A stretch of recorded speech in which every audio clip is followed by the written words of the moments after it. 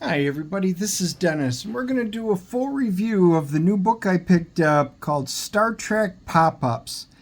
Courtney Watson McCarthy is the one who put this together. It was published by Thames and Hudson. And I guess originally in 2014 this was published as a hardcover. And we happened to be up at HickoryCon and we stopped at Ollie's. Ollie's, great stuff. Get stuff cheap. Ollie's. This was one of their featured books that was on there. And of course, it's Star Trek. It drew me to it. And this has 7 iconic Star Trek images. Pop-up that comes in 3 dimensions. Kind of a no-brainer.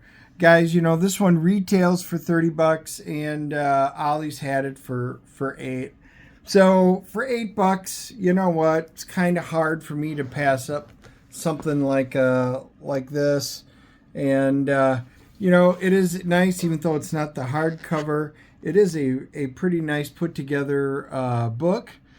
So we're just going to kind of go through it. It's this 3 dimensions, so it's going to be a little harder, but I'm going to try and show everything within the book. And this one puts out this is the introduction, and this just talks about, you know, the history of Star Trek. Created by, of course, there's a beloved Gene Roddenberry. That was, you all know, it's one of my favorite TV shows. When Roddenberry died in 1991, a lot of people thought Star Trek might be all done, but it continued on and evolved. So, you know, we get to go through this. So look at that, Spock and Kirk playing 3D chess. One of the few things I never did. I was looking for a 3D chess set. But of course, a great picture of the original Enterprise, the old Constitution class. So let's just kind of flip and let's see how we can do this. This is the Corbinite maneuver. Here, I'll see if you guys can. Here, maybe I'll turn it up a little bit this way and bring it out. The Corbinite maneuver. This was one of the first episodes of the series, and she's a beauty, all right. Her profile recognizable to anyone who watched the television series in the past 50 years. The Starship Enterprise, just one of my favorite. Matt Jeffries created this in the early 60s. This was one of the cool episodes.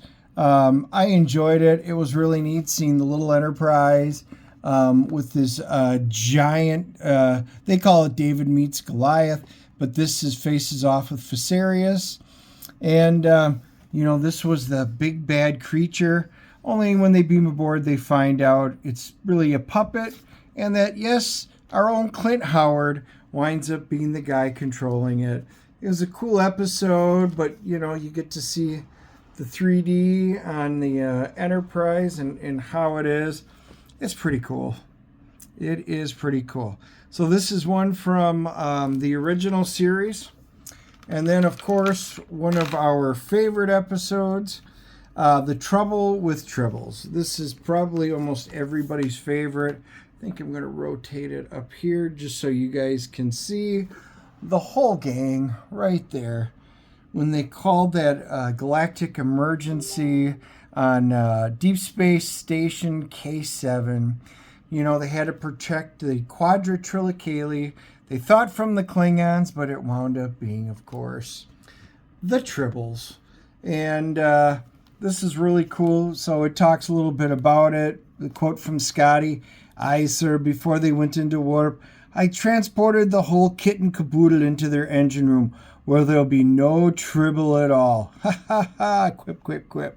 Love it. This is what made Star Trek actually very special.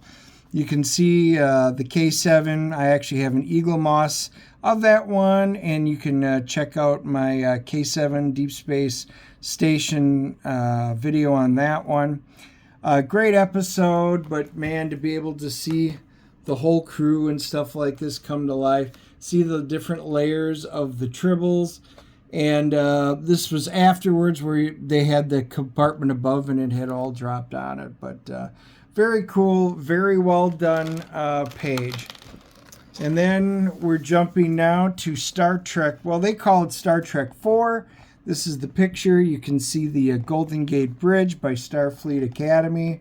But they actually had picked up the Klingon Bird of Prey in Star Trek 3. And where they had to travel back in time in this one to pick up some good old humpback whales in order to save the Earth from its short-sightedness. So it's an environmental movie, but it was done. It's a really fun movie. Really enjoyed it. And again, you can see the bird of prey, how cool it is when it was cloaking from underneath the bridge. Very neat. Very neat. Well done. I didn't quite like it as much as the other ones. Now we're going to jump ahead to, Star Trek: The Next Generation. Everybody who watches Star Trek knows who this is. Yes, the Borg. When Q snapped his fingers and sent him across the universe where we first encountered the Borg, nothing has been the same since. So they had done a lot, multiple great episodes. Wolf 359, The Great Battle, Star Trek First Contact, all of this. There's the Borg Queen. You can even see, the details going up on that. And yeah, there is the Borg Queen, one of the two actresses to play the Borg Queen. You can see the initial sketch of what the Borg interior was going to look like. And for those of you that are fans, that is pretty much exactly what it looked like. So pretty neat. Do love the Borg. That is probably one of the best villains in all of Star Trek. All right, this one's a great one. This is Deep Space Nine. We jump to Commander Sisko. I wish they'd just attack and get it over with, said Chief O'Brien. I have a feeling you're going to get your wish, said Captain Sisko. Now, let's see if I can flap this around a little bit. You can see Terok Nor, DS9. Let me move it up just a little bit. You can see the Breen ships. You can see the heavy cruisers. You can see the frigates. You can see the Cardassians, the Galdor classes. You can see the battleships, and they're all surrounding Deep Space Nine. There were a couple of really great battles on Deep Space Nine. One of them was the ones with the Klingons, probably my favorite of all of them. But this is just a really awesome, looking pop-out. A lot of pieces to it, a lot of layers. Love it. Deep Space Nine was a really great show, particularly when you got involved with the Dominion, some of the best on TV. This one is Star Trek Voyager. Voyager for me was a little hit and miss. It had some really great episodes that I enjoyed, and this was part of the holodeck, the Bride of Chaotica. It was kind of reminiscent of like Flash Gordon and stuff like that. Here, if I can pop it up. Captain Janeway, she was the queen of the Arachne people. And then you had Tom Paris as Captain Proton, Dr. Chaotica, sworn enemy to Earth, and of course to the hero, Captain Proton, and Satan's robot. So very, very interesting on that. And like I said, it's kind of neat, but, there were a few other ones I probably would have picked, but still it's neat, big holodeck one, and they did utilize that quite a bit. And the last one that they have in here is, of course, the Enterprise, the NX-01. This was cool. I love this series. The first series was interesting. They got too involved down with the Expanse. And unfortunately, they lost a lot of their viewers. And season 4 is probably one of the best seasons of Star Trek, where you really get to meet the Gorn as what they were supposed to be, the Tholians, what they really look like.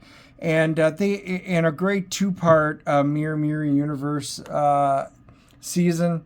So anyway, I do have a soft spot in my heart for Enterprise, and look at that. Take her out straight and steady, Captain Jonathan Archer. And of course, we can see Jonathan Archer right there, played by Scott Bakula, another great actor. So, when you can take a look at the 3D and what they do and how it actually looks, this is cool. Was it necessary? No, but this is cool. I do love stuff like this. You get to see how it's put together and assembled and how they thought of it. So anyway, guys, that's pretty much it. Star Trek pop-ups.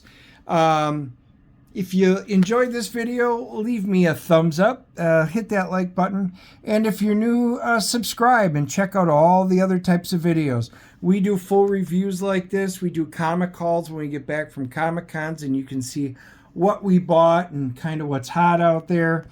And we do movie reviews every week. We go to the theater and see one, and Andy and I give you an honest review of the movie and what we thought of it.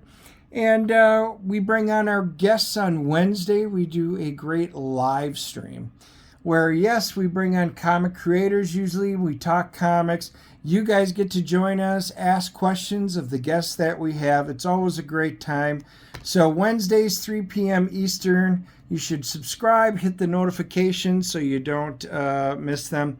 And then currently, Andy and I are working on Kor-Drath, The Awakening, the sequel to the great Kor-Drath, The Reckoning. And I've got a new game module that'll be tied in with it. All links will be down in the description below.